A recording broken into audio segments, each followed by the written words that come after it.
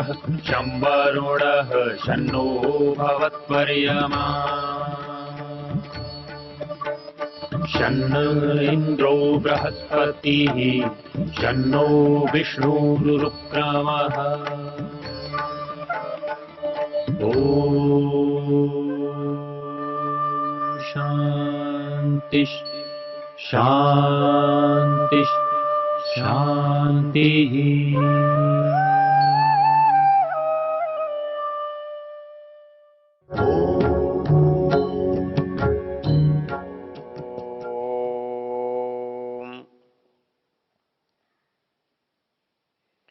हम यजुर्वेद के 32वें अध्याय की चर्चा कर रहे हैं। इस अध्याय का मंत्रों का ऋषि स्वयंभू ऋषि और इसका देवता परमात्मा है। हमने देखा कि इस अध्याय में बड़े सुंदर शब्दों में ईश्वर के स्वरूप पर प्रकाश डाला गया है। ये अध्याय पहले अध्याय से जुड़ा हुआ है। पहले अध्याय में जिस पुरुष की चर्चा की है उसी पुरुष को हम किस किस रूप में देखते और जानते हैं वो इस अध्याय में बताया है। हमने पहले संदर्भ को देखा। पहले मंत्र में उस पुरुष को अग्नि, वायु, आदित्य, चंद्र आदि नाम दिए। तदेवाग्निस्तदादित्यस्तद्वायुस्तदु चंद्रमा तदेव शुक्रम तद ब्रह्म ता आप स प्रजापति। इसके दूसरे मंत्र में संसार में दिखने वाले जो दूसरे तत्व हैं, लगा कि काल है, दिशाएं हैं, इनका भी स्थान सदा से है। तो क्या इनसे परमेश्वर को पकड़ा जा सकता है, इनसे नापा जा सकता है, इससे समझा जा सकता है? तो मंत्र ने कहा सर्वे निमेषा जज्जिरे विद्युतः पुरुषादधि नैनमूर्ध्वं न तिर्यंचम न मध्ये परिजगवत्। ये सारे जो काल हैं जिनका विभाजन हम कर रहे हैं, सर्वे निमेषा जज्जिरे, ये सब निमेष है, काष्ठा है, कला है, मुहूर्त है, अहोरात्र है, पक्ष है, मास है, अयन है, संवत्सर है, युग है। ये कहता है विद्युतः पुरुषादधि, उसके कारण से हो रहा है। इसका सब बनाने वाला वही है, ये उसको नहीं बनाते, वह इनको बनाता है। इन सब चीजों को देखकर एक तीसरा मंत्र इसमें जो आता है वो हमारे लिए बड़ा परिचित मंत्र है। परिचित ही नहीं, वो हमारे बड़े इतिहास में बहुत महत्व रखता है। हमारे लिए सारे प्रमाणों से सबसे महत्वपूर्ण वो प्रमाण है जिसमें ये बात कही गई है कि हम उस परमेश्वर को किससे नापें। क्योंकि संसार में जितना हमारा ज्ञान है उस ज्ञात से हम अज्ञात को जानते हैं। हम अज्ञात को ज्ञात से तुलना करके देखते हैं, समझते हैं। तो ज्ञात से अज्ञात को समझना ये तुलना करना होता है। ये साहित्य में भी होता है, संसार में भी होता है। इस तुलना के कारण ही हम किसी को तोलते हैं। और एक तरफ जिन साधनों को बाट कहकर हम रखते हैं, दूसरी तरफ उसके बराबर की वस्तु तोलते हैं। तो इस तोलने की क्रिया को जो इससे हम करते हैं उसे तुला कहते हैं, और जिससे उस वस्तु को तोलते हैं उसे मान कहते हैं, बराबरी। तो हमको भी लगता है कि संसार के सारे पदार्थों को देखते हैं तो कोई किसी जैसा लगता है, कोई किसी जैसा लगता है, तो हम एक से दूसरे को समझते हैं। कोई ठंडा लगता है तो कहते हैं पानी जैसा है, तेज लगता है तो आग जैसा है, गति वाला है तो वायु जैसा है, चमक वाला है तो सूर्य जैसा है, शांत है तो शायद चंद्र जैसा है। ये जैसा जो है ये कोई उसके बराबर की चीज है जिससे उसको समझा जाता है। तो हमारे मन में इच्छा होती है कि उस ईश्वर को भी समझ लें वो किस जैसा है। तो किस जैसा बताने के लिए या तो भार होता है, वजन होता है कि इतना है, या रूप होता है, आकृति है, ऐसी है, कोई या गुणों की कोई समानता है जिससे हम ये समझ सकते हैं कि वो वस्तु ऐसी है जैसी ये है। तो इसी को हम जब वजन से देखते हैं तो बाट कहते हैं, आकृति से देखते हैं तो चित्र कहते हैं, बाकी चीजों को गुणों से भी देखते हैं, विशेषताओं से भी देखते हैं। तो वो कैसा है, ऐसा हमारे मन में एक प्रश्न होता है, एक उत्सुकता होती है, वो कैसा है। तो सोचकर देखो कि कैसा है। ऐसा एक सुंदर प्रसंग बृहदारण्यक उपनिषद में आता है। याज्ञवल्क्य का शास्त्रार्थ हो रहा है सभा में बैठे हुए विद्वानों से, और याज्ञवल्क्य अपने युग के सबसे बड़े विद्वान थे। उपनिषद की पंक्तियों को यदि हम देखें तो वहां का एक छोटा सा प्रसंग है जिससे हमको पता लगता है कि याज्ञवल्क्य कितने विद्वान थे। प्रसंग है कि राजा जनक ने कोई बहुत बड़ा यज्ञ करने की सोची। जब कोई राजा महाराजा कोई बड़ा व्यक्ति यज्ञ करेगा तो छोटे मोटे लोग तो आएंगे नहीं, बड़े बड़े विद्वान आएंगे। तो उन्होंने कुरु पांचाल प्रदेश के सैकड़ों हजारों विद्वानों को इकट्ठा किया। बहुदक्षिणेन यज्ञेन एजे, जिसमें बड़ी बड़ी दक्षिणाएं दी जा रही थी, ऐसा यज्ञ किया। तो जिसकी दक्षिणा बड़ी है उसका यज्ञ भी बड़ा होगा। उस यज्ञ के करते हुए जनक के मन में एक विचार उठा, और वो विचार ये उठा कि ये जो इतने लोग आए हैं इनमें सबसे बड़ा विद्वान कौन है। अब कैसे जाने? जानने का आदि काल से आज तक एक ही तरीका रहा है, परीक्षा। वो परीक्षा लिखित होती है या वो परीक्षा मौखिक होती है। हम मौखिक परीक्षा को शास्त्रार्थ कहते हैं।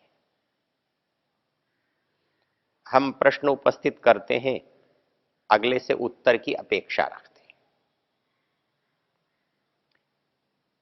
और सफलता को प्रदर्शित करने के लिए हम पुरस्कार रखते हैं। यही कार्य राजा जनक ने किया। उन्होंने 1000 बहुत अच्छी अच्छी गायें अपने आंगन में खड़ी की, और ये हर गाय के हर सींग पर 10-10 पल, 10-10 तोले मान लीजिए, सोना बांध दिया।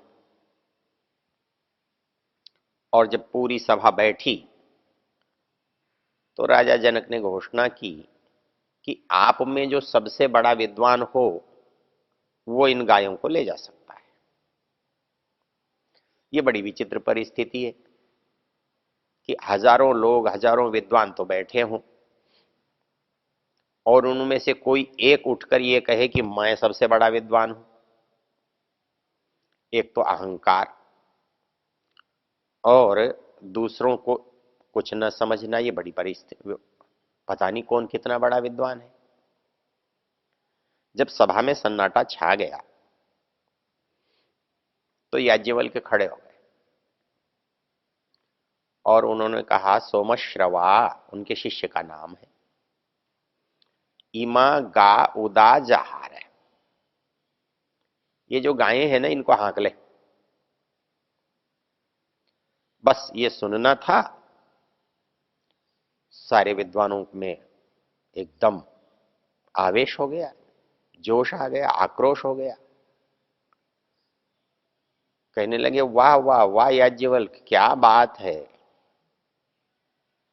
तुम अपने को सबसे बड़ा विद्वान समझते हो, अपने को ब्रह्मिष्ठ समझते हो। याज्ञवल्क्य ने बहुत सहज उत्तर दिया, ब्रह्मिष्ठाय नमस्कुर्मो वयम। अरे जो ब्रह्मिष्ठ है, ब्रह्म का जानकार है, उसको तो हम प्रणाम करते हैं। गो कामा वयम, हमारी तो इच्छा गायों की है। भैया देखो गुरुकुल चलाते हैं। हाँ, फिर भी कोई प्रश्न आप पूछना चाहते हैं तो पूछ सकते हैं, मुझे उसमें कोई आपत्ति नहीं है। बड़ा लंबा शास्त्रार्थ चलता है, 8-10 बार लोग खड़े होते हैं, प्रश्न पूछते हैं। हमारे यहाँ प्रसिद्ध जो गार्गी का संवाद है याज्ञवल्क्य से, वो भी वहीं का है। वो हमारा विषय नहीं। हम जिस विषय की चर्चा कर रहे हैं उसमें एक विषय है जो हमारे जनक का पुरोहित है, वो याज्ञवल्क्य से एक प्रश्न करता है कि याज्ञवल्क्य ये बताओ कि ब्रह्म कैसा होता है। याज्ञवल्क्य ने उत्तर दिया, जो सृष्टि को बनाता है, जो सृष्टि को चलाता है, जिससे सृष्टि को उत्पन्न करता है, ऐसा ऐसा ब्रह्म होता है। अश्विन बोला कि याज्ञवल्क्य तुमको उत्तर देना नहीं आता। हमने पूछा घोड़ा कैसा होता है तो तुम उत्तर देने लगते हो जिसकी सवारी करते हैं, जिसमें 4 पैर होते हैं, जिसके बाल होते हैं, जिसका मुंह होता है। ये तो कोई उत्तर नहीं हुआ। हम पूछते हैं घोड़ा कैसा होता है तो हमें घोड़ा दिखा दो, ये तो उत्तर है। और ये कहना कि वो ऐसा होता है, काला होता है, गोरा होता है, सफेद होता है, ऊंचा होता है, नीचा होता है, ये कोई उत्तर नहीं। हमने आपसे पूछा था गाय कैसी होती है, गाय क्या होती है। आपने उत्तर दिया, आप जिसका दूध पीते हो, जो 4 पैर वाली होती है, जिसके सींग होते हैं, जिसका गल कंबल होता है, जिसका ऐसा होता है, वो गाय होती है। कहता है ये उत्तर नहीं, ये उत्तर संतुष्ट करने का उत्तर नहीं। आप हमें ये बता दो कि ये गाय है। ऐसे ही हमारा आपसे प्रश्न है कि आप ये बता दो कि ब्रह्म क्या है। आप ये मत बताओ जो सृष्टि को बनाता है वो है, जो सृष्टि को चलाता है वो है, जो संहार करता है वो है। ये तो हम देख रहे हैं, हमें तो सामने खड़ा करके बता दो ये ब्रह्म है। याज्ञवल्क्य बोले, भले आदमी, दुनिया में एक ही सबसे बड़ी मुसीबत है, हम ईश्वर को, ब्रह्म को, परमात्मा को यह है कह के नहीं बता सकते। इदम इत्थम, ये 2 शब्दों का प्रयोग नहीं होता। इदम यह है, ये गाय है, ये घोड़ा है, ये कुर्सी है, ये पुस्तक है, ये इसके बारे में हो सकता है, लेकिन ब्रह्म के बारे में नहीं हो सकता। यह है ये नहीं बताया जा सकता, ऐसा है ये भी नहीं बताया जा सकता, तो फिर कैसे जानोगे? बोले एक तरीका है उसको जानने का। हम ये बता सकते हैं कि ये चीज ब्रह्म नहीं है, हम ये तो नहीं बता सकते कि ये चीज ब्रह्म है, किंतु ये चीज हम जरूर बता सकते हैं कि ये चीज ब्रह्म नहीं है। ये गाय जो है ये ब्रह्म नहीं है, ये घोड़ा भी ब्रह्म नहीं है, ये पहाड़ ब्रह्म नहीं है, ये पेड़ ब्रह्म नहीं है, ये मनुष्य ब्रह्म नहीं है, ये हम बता सकते हैं। दुनिया में जितनी वस्तुएं हैं सबके बारे में हम बता सकते हैं कि ये ब्रह्म नहीं है, फिर क्या करें? लेकिन ये नहीं बता सकते कि ये ब्रह्म है, क्योंकि तुलना होती कहां है? तुलना होती कब है? जब कहीं समानता हो,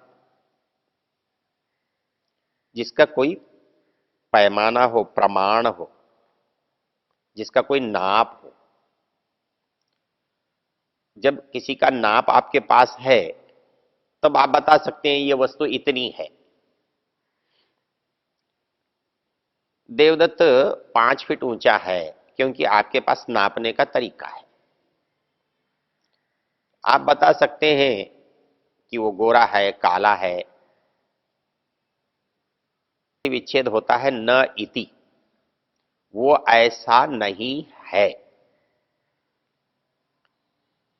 हम ये तो बता सकते ऐसा है नहीं बता सकते, ऐसा नहीं है ये बता सकते हैं। तो इसलिए ये कहा जाता है कि परमेश्वर के विषय में सारे ऋषियों ने जो समाधान किया वो कहा नेति नेति नेति। वह ऐसा नहीं है, वह ऐसा नहीं है, वह ऐसा नहीं है। तो मूल चीज जो बात समझ में आई वो ये समझ में आई कि हम उसको किसी से तुलना करके नहीं बता सकते, उसका कोई प्रमाण नहीं है, उसके कोई समान नहीं है, उस जैसा कोई नहीं है। ये हमारे इस मंत्र का विषय है। ओ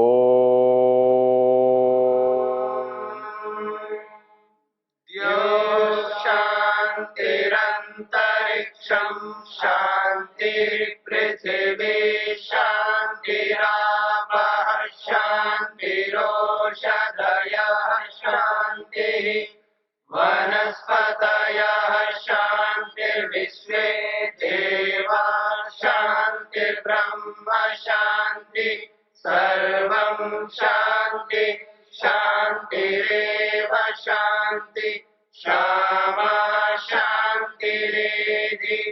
ओम